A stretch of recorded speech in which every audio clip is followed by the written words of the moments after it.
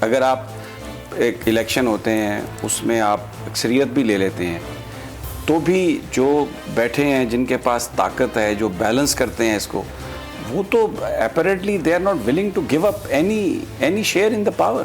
دیکھیں سمی پاکستان کا چیلنج کیا ہے؟ چیلنج ایک طرف یہ ہے کہ ہمیں بڑی اسٹرانگ فوج چاہیے, ہمیں طاقتور فوج چاہیے, کیونکہ ہمیں اور خطرہ ہے دشمنوں سے.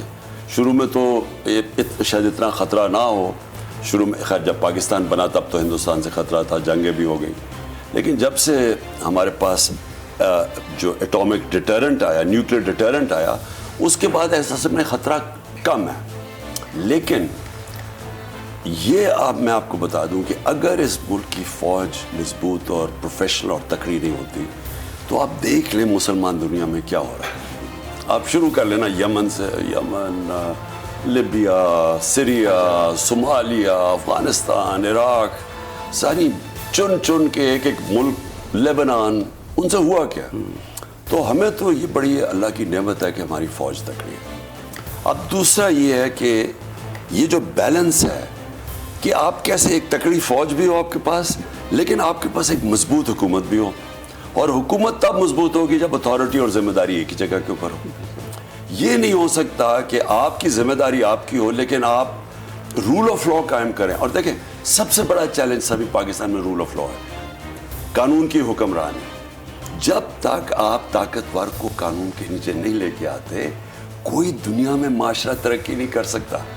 آپ سیدھی دنیا کا نقشہ دیکھ لیں, خوشحال ملک دیکھ لیں اور جدھر ملکوں میں غربت ہے وہ دیکھ لیں, ایک ڈفرنس ہوگا.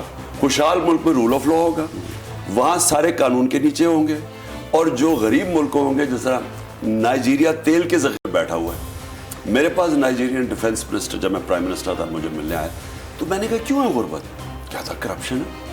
تو میں نے کہا کیوں نہیں روک سکتے؟ کہتا وہ طاقتور سارے کرپشن پہ لگے ہوئے, ہم طاقتور کو پکڑ نہیں سکتے, ہمارا نظام. یہ سارے غریب ملکوں کا یہ مسئلہ ہے. تو میری جو کوشش تھی رول آف لا قائم کرنے کی وہ اس لیے نہیں ہو سکتی تھی کہ جو طاقتور تھے ان کی جڑیں اتنی تھیں, تکڑے وہ تھے, اور ان کی کنیکشنز تھے, ہر جگہ ان کے کنیکشنز تھے. تو وہ جو ایک کولیشن گورنمنٹ میں وہ آپ نہیں کر سکتے.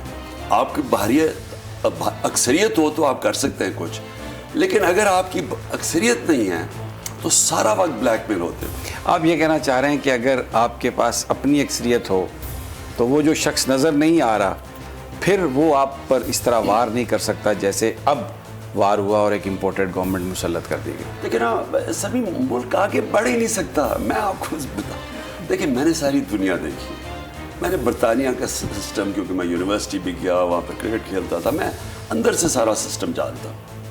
ان کی کامیابی کیا ہے, کیونکہ ہم نے انہی کا سسٹم لیا ہوا ہے نا.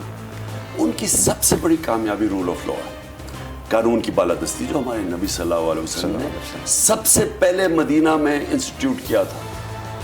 غربت تھی, وہاں کچھ بھی نہیں تھا نا ان کے پاس, لیکن انہوں نے قانون کی بالادستی قائم کی.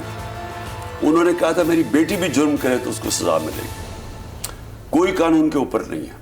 ہمارا مسئلہ یہ ہے جنہوں نے جرم کیا وہ دوبارہ وزیر اعظم بن گئے, وزیر اعلیٰ بن گئے. میں جو المیہ پاکستان, اب ہم کھڑے ہیں ڈیفائننگ مومنٹ, فیصلہ کن وقت, ہم اب بالکل تباہی کی طرف جا سکتے ہیں.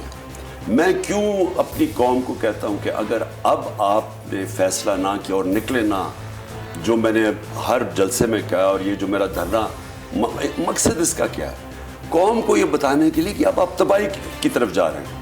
مشرف نے جب یہ سب سے بڑا ظلم کیا, این آر او جب دیا ان دونوں چوروں کو, جب ان کے اتنے 11 سال انہوں نے جو کرپشن کی تھی وہ سارے کیسز آئے ہوئے تھے اور وہ میچور ہوئے ہوئے تھے. سوئٹزرلینڈ میں پکڑے جانا تھا انہوں نے, وہ جو $60 ملین پڑا تھا سوئٹزرلینڈ میں, وہ پاکستان کو واپس آنا تھا. کیس جیت چکا تھا پاکستان, اور سر مال کا کیس جیت چکا تھا. حدائبہ پیپر مل کا اوپن اینڈ شٹ کیس ہے, وہ اسحاق ڈار نے باقاعدہ بینک اکاؤنٹس بتائے تھے کہ یہاں سے کدھر پیسے بھیجتے تھے باہر, money laundering, state forward cases تھے. مشرف نے این آر او دے کے دونوں کو معاف کر دیا, اور اس کا جو نقصان ہوا 4 گنا پاکستان کا قرضہ بڑھا. یعنی 6,000 ارب سے 30,000 ارب پہ لائبلٹیز 10 سالوں میں پہنچی. 6,000 تھی 60 سالوں میں, 10 سالوں میں. تو اب وہی سٹیج آ گئی ہے.